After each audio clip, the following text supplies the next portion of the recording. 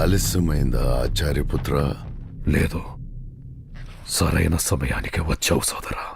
మహాభారతంలో ఉన్న గొప్ప యోధుల్లో ఒకరైన అంగరాజు కర్ణుడు పాత్రని తీసుకొని ఆయన జీవిత కథను డెవలప్ చేసి యానిమేటెడ్ సిరీస్గా తీసుకొచ్చిందే ది లెజెండ్ ఆఫ్ కర్ణ. ఈ సిరీస్ ప్రస్తుతం సోనీ లైవ్లో స్ట్రీమింగ్ అవుతుంది. మీకు కనుక మహాభారతం గురించి అసలు తెలియకపోతే, లేదా మనకి జియో హాట్‌స్టార్‌లో మహాభారతం సీరియల్ ఉంది, అది కనుక మీరు అసలు ఫాలో అవ్వకపోతే ఈ సిరీస్ని ఫాలో అవ్వచ్చు. ఎందుకంటే ఇందులో ప్రతి క్యారెక్టర్ని చాలా క్లియర్గా ఇంట్రడ్యూస్ చేసి కథను ముందుకు తీసుకెళ్తారు. ఇప్పటి వరకు ఈ సిరీస్లో 5 ఎపిసోడ్స్ రిలీజ్ చేశారు. మరి ఈ 5 ఎపిసోడ్స్ ఎలా ఉన్నాయంటే మామూలుగా లేవు, అద్దిరిపోయాయి. ముఖ్యంగా ఈ సిరీస్ని రివర్స్ స్క్రీన్ ప్లేలో చూపించిన విధానం నాకు చాలా బాగా నచ్చింది.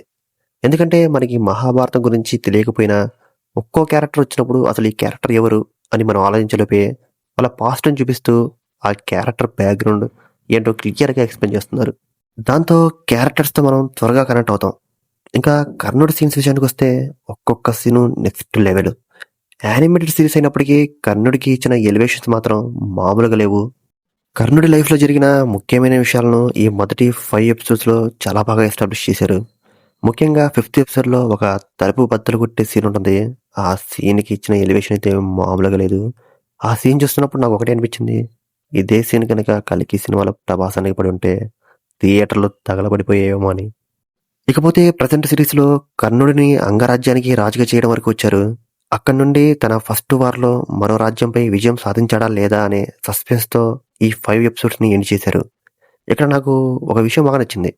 ఇది కర్ణుడి లైఫ్ స్టోరీ కాబట్టి మొదటి 5 ఎపిసోడ్స్లో పాండవర్స్ గురించి పెద్దగా ఫోకస్ పెట్టకుండా ముఖ్యంగా దుర్యోధనుడు కర్ణుడి ఫ్రెండ్షిప్ మీదే ఎక్కువ ఫోకస్ చేశారు. ఇప్పటి వరకైతే ఆ ట్రాక్ చాలా బాగా వర్క్ అయింది. ముఖ్యంగా కర్ణుడి క్యారెక్టర్ని ఎలా బిల్డ్ చేస్తున్నారు, అతని లైఫ్లో ఒక్కో స్టేజ్ని ఎలా చూపిస్తున్నారు అనేది చాలా ఇంట్రెస్ట్గా ఉంది. ఇక ఈ సిరీస్కి మరో పెద్ద ప్లస్ పాయింట్ తెలుగు డబ్బింగ్. నిజంగా తెలుగు డబ్బింగ్ చాలా బాగా చేశారు. కొన్ని యానిమేటెడ్ సిరీస్ చూస్తున్నప్పుడు మనకి నేను ఒక యానిమేటెడ్ సిరీస్ చూస్తున్నాను అనే ఫీలింగ్ ఉండదు కదా, ఇక్కడ మాత్రం ఆ ఫీలింగ్ అస్సలు రాలేదు.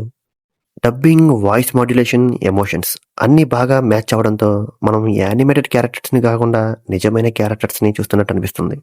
ఇక యానిమేషన్ గురించి కూడా చెప్పాలి. యానిమేటెడ్ సిరీస్ అయినప్పటికీ యాక్షన్ సీన్స్, ఎలివేషన్స్ చాలా బాగా డిజైన్ చేశారు. అందుకే సిరీస్ చూస్తున్నంతసేపు ఒక నార్మల్ యానిమేటెడ్ షో చూస్తున్నట్టు కాకుండా ఒక ప్రాపర్ ఎపిక్ స్టోరీ చూస్తున్న ఫీలింగ్ వస్తుంది. ఇంకా మిగిలిన ఎపిసోడ్స్ ఎలా ఉండబోతాయో చూడాలి. కానీ ఇప్పటి వరకు రిలీజ్ చేసిన 5 ఎపిసోడ్స్ మాత్రం నాకు చాలా బాగా నచ్చాయి. ఒక మహాభారతం స్టోరీని కొత్తగా యానిమేటెడ్ ఫార్మాట్లో చూడాలనుకున్న వాళ్ళకి ఈ సిరీస్ మంచి ఎక్స్పీరియన్స్ ఇస్తుందని నా ఒపీనియన్. ఇంకా మిగిలిన ఎపిసోడ్స్ కోసం నేను కూడా వెయిటింగ్.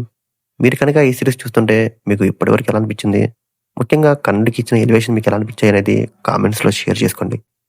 కొత్తగా మన ఛానల్కి ఎవరైనా వచ్చినట్లయితే మన ఛానల్ని సబ్స్క్రైబ్ చేసుకోండి.